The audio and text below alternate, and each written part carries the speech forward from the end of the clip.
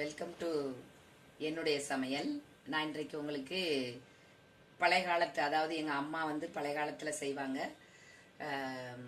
சுட்ட கத்தரிக்காய் கூட்டு, அதாவது ஸ்மோக்டு பிரிஞ்சால் கூட்டு. அது நான் எப்படி செய்கிறதுன்னு மும்பை ஸ்டைலில் உங்களுக்கு செய்து காமிக்க போகிறேன். அதுக்கு 2 பெரிய கத்திரிக்காய், கொஞ்சோண்டு புளி கான்சன்ட்ரேட், பிஞ்ச் ஆஃப் நமக்கு சீனி, கொத்தமல்லி தூள், சில்லி பவுடர், டர்மரிக் பவுடர், கடுகு, சீரகம், உப்பு, அதாவது சில்லிஸ், ரெட் சில்லிஸை நல்லா கட் பண்ணி வச்சுருக்கிறேன், கார்லிக், ஆனியன் சாப் பண்ணி வச்சுருக்கேன், கொத்தமல்லி தழை, இவ்வளவு தேவை. இப்போ நம்ம கத்திரிக்காய் சுட போகிறோம். கத்திரிக்காவை சுட்டு தான் நம்ம அதை செய்ய போகிறோம். கேஸில் தெரியுமா இருக்கும் நிறைய பேருக்கு, கேஸில் நல்லா சுடணும், நல்லா வேக மட்டும் நல்லா சுடணும். சுட்டு எடுத்ததுக்கப்புறம் தான் அதை கூட்டு செய்யணும். வெந்துட்டு இந்த ஸ்டேஜுக்கு வந்தோடனே வெந்துட்டுன்னு அர்த்தம். 2 கத்திரிக்காய்னு சுட்டுட்டேன். இப்போ நல்லா சுட்டாச்சு. அதாவது இது என்ன பண்ணணும், இது சும்மா இப்படி வர்றது கஷ்டம், வரும் க்ளீன் இப்படி பண்ணலாம். ஆனாலும் கொஞ்சம் தண்ணி வச்சு எடுத்தால் ஈஸியாக வரும். உங்கள் கையும் கொஞ்சம் சுடாது. இப்படி தண்ணி கலந்து தான், தண்ணியில் கையை வச்சு இப்படி எடுத்து போகணும். இப்படி எடுக்கும்போது உங்களுக்கு ஈஸியாக வந்துடும், கஷ்டப்பட வேண்டாம். இப்படி 2ஐயும் எடுத்துக்கணும். பாருங்க, இப்போ தோலெல்லாம் உரித்து எடுத்துட்டேன். நல்லா வெந்திருக்கு பாருங்கள். இப்படி வெந்துடும், சூப்பராக வெந்துடும். இதை நான் இப்போ கட் பண்ணியோ அல்லது ஆற விட்டு பிசைஞ்சோ கூட பண்ணலாம். இதை மும்பையில் பயங்கன்கா பர்த்தா அப்படிம்பாங்க. ஆக்சுவலாக எங்கள் அம்மா அதாவது அந்த காலத்தில் அப்போ எங்கள் அம்மா வீட்டில் கத்தரிக்காய் இருந்தால் உப்பு புளி போட்டு சுட்டு மிளகத்தை போட்டு பிசைஞ்சு எடுத்து கொடுத்துருவாங்க ஒயிட் ரைஸோட. சூப்பராக இருக்கும். நாங்கள் ஏதோ நினச்சி சாப்பிட்டோம். ஆனால் மும்பை வந்தப்பறம் தான் தெரிஞ்சுது இது ரொம்ப ஸ்பெஷல், இங்கே உள்ள ஸ்பெஷல். ஆனால் நான் இதை கொஞ்சம் மும்பை ஸ்டைலில் நான் உங்களுக்கு பண்ணி காமிக்க போகிறேன். நான் ஆயில் சொல்லலை, மறந்துட்டேன். ஆயில் நான் நல்லெண்ணெய் எடுத்து வச்சுருக்கேன், தேவையான அளவு.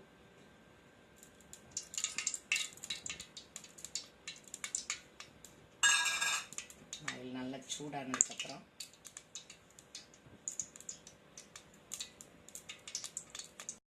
சில்லி, மெயினாக ரெட் சில்லி போடணும். மிளகுல இப்படி நம்ம கட் பண்ணி வச்சுட்டு அதனுடைய ஃப்ளேவர், அதனுடைய வாசனை அந்த எண்ணெயில் போகணும். இது நான் பண்ணுற மாதிரி, நான் என்னுடைய வீட்டில் பண்ணுற மாதிரி நான் பண்ணுறேன். என்னுடைய வீட்டில் நான் இப்படி தான் பண்ணுவேன்.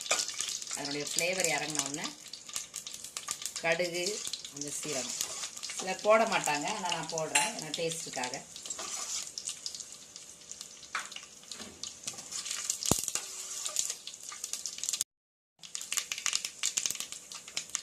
கார்லிக், அதாவது பூண்டு நல்லா அதனுடைய ஃப்ளேவரும் நல்லா அதில் இறங்கணும். நல்லா ஸ்மோக்கியாக இருக்கும்.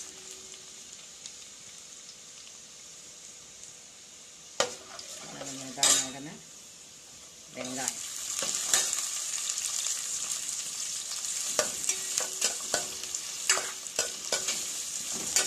வதங்கின உடனே நல்லா வெங்காயம் அந்த பச்சை வாசனை போக வர வதக்கிட்டு அதுக்கப்புறம் இது கத்திரிக்காய் நம்ம பிசைஞ்சு வச்சாலும் பரவாயில்ல, சாப் பண்ணி வச்சாலும் பரவாயில்ல.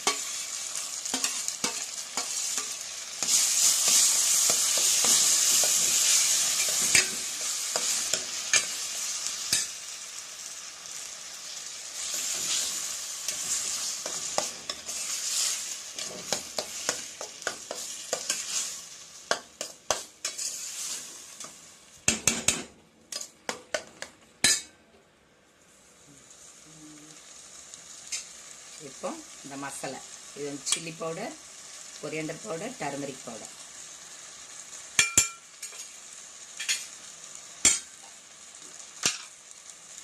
உப்பு உங்களுக்கு எவ்வளோ தேவை.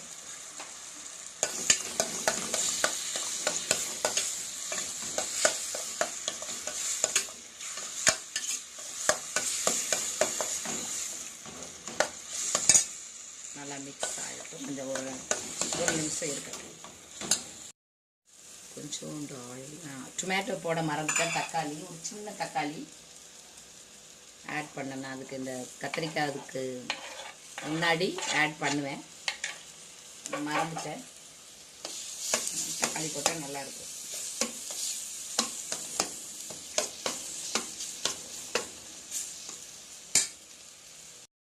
வெந்துட்டு நல்லா ரொம்ப வேக வைக்கணும், ஏன்னா ஆல்ரெடி வெந்தது.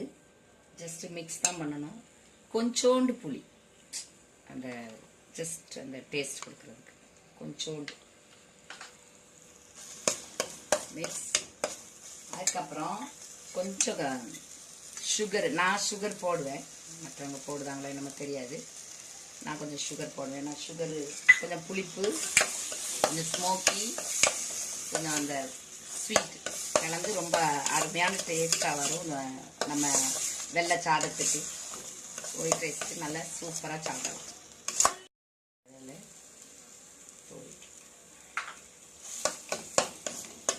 அருமையான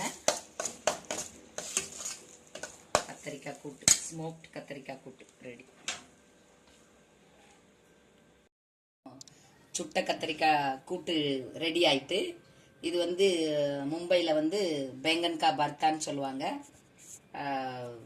ஸ்மோக்டு பிரிஞ்சால் கூட்டு. இவ்வளோ நேரமும் என்னுடைய வீடியோவை பார்த்ததுக்கு ரொம்ப நன்றி. லைக் பண்ணுங்கள், ஷேர் பண்ணுங்கள், கமெண்ட் பண்ணுங்கள், சப்ஸ்கிரைப் பண்ணுங்கள். தேங்க்யூ.